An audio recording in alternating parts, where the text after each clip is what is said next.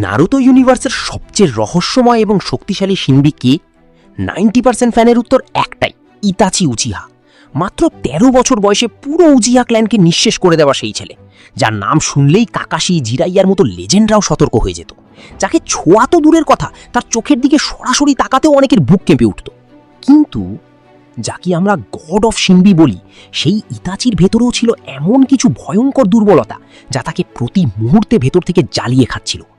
আজ আমরা সেই অন্ধকার অধ্যায় খুলে দেখব, যে সত্যটা অনেক ইতাচি ফ্যানও মেনে নিতে চায় না। চলুন দেখি আজ আমরা ইতাচির 3টি সবচেয়ে বড় দুর্বলতা, যা তাকে ধীরে ধীরে মৃত্যুর দিকে ঠেলে দিয়েছিল। প্রথম দুর্বলতা ছিল তার নিজের শরীর। তার সবচেয়ে বড় শত্রু ছিল ভিতরে লুকিয়ে থাকা এক অদৃশ্য রোগ। আপনি কখনো লক্ষ্য করেছেন, ইতাচি কখনোই লড়াইকে লম্বা করত না। সে যুদ্ধ শুরু করার কয়েক মিনিটের মধ্যেই শেষ করতে চাইত, কারণ তার শরীর তাকে সময় দিত না।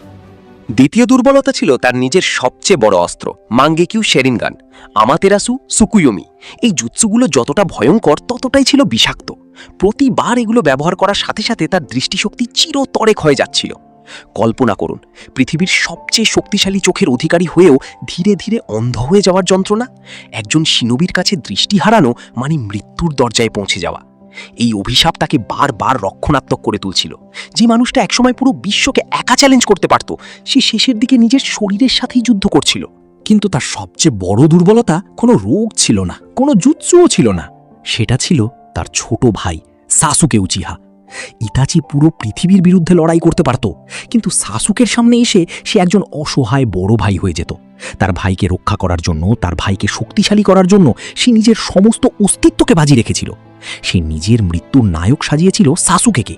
পুরো বিশ্বের সামনে নিজেকে ভিলেন বানিয়ে সাসুকেকে হিরো বানানোর জন্য সে একটা পুরো জীবন ধরে অভিনয় করেছিল।